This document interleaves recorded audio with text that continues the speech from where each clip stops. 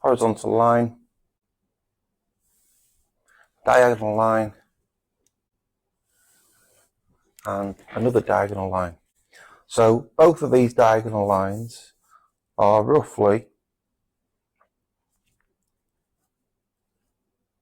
30 degrees.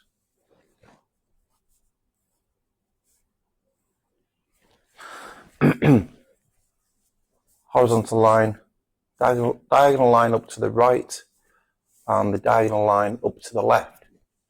So that will help us to create any shape. The next thing we're going to do, got your front vertical line, going to put the rear vertical line here.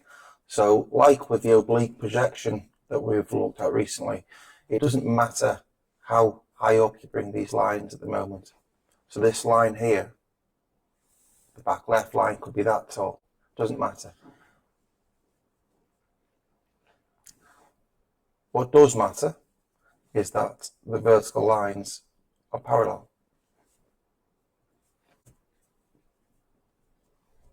Same distance apart all the way up. Same distance apart all the way up. We can now draw the top diagonal line going up to the right, which again will be parallel, but this time parallel to that bottom diagonal line going up to the right. Like so. That line and that line, they are both parallel. So it's the same sort of thing on this side. So this lower left diagonal line here going up to the left, you're going to do the same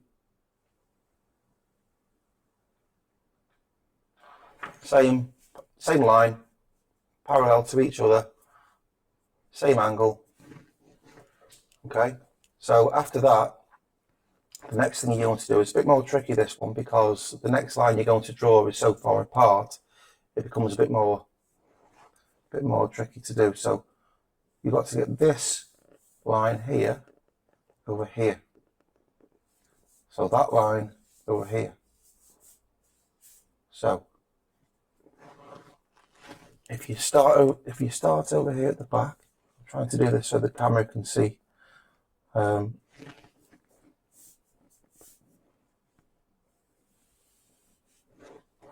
Okay, if it doesn't look right at first, you can always have another go. It doesn't look too badly, that one though. So the next line you've got to do is going to be joining this up to somewhere along this back line.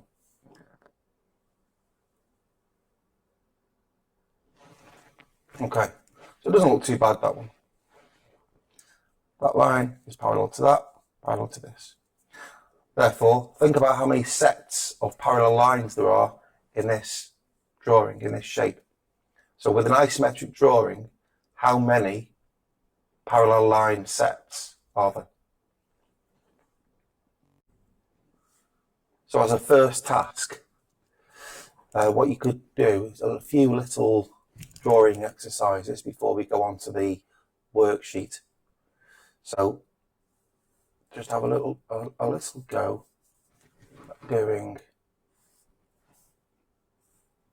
the isometric drawing. That's the first thing. I always start off like this. It's always the first step to do.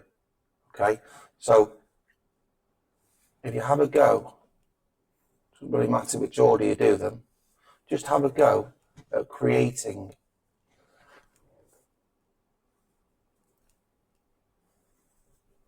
four of these, trying to make sure that this line is 30.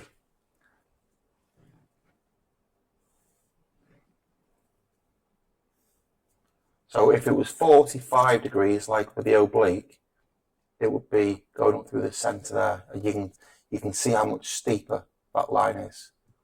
That's 45 degrees. We don't want 45. We do want 30. 30 degrees. Both sides, 30 degrees. Okay? So, after you've done these 1, 2, 3, just do the 3, I suppose, because we've just made this one as a what not to do. So over here, after you've done this stage, your next stage will be to figure out, or decide, I should say, decide whereabouts that back line is going to go. Decide whereabouts this back line is going to go. It doesn't have to go at the end of that line. Okay, so it goes from this to that, and then over here, we do that same thing again. We can now do that line across there. You can do this line across here.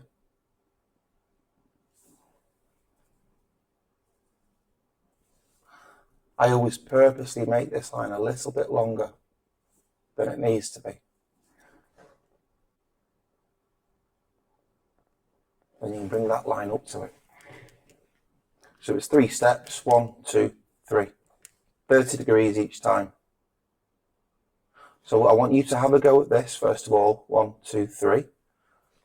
Have a go at creating your own cuboid with the isometric projection style, and we will then look at the worksheet, today's worksheet.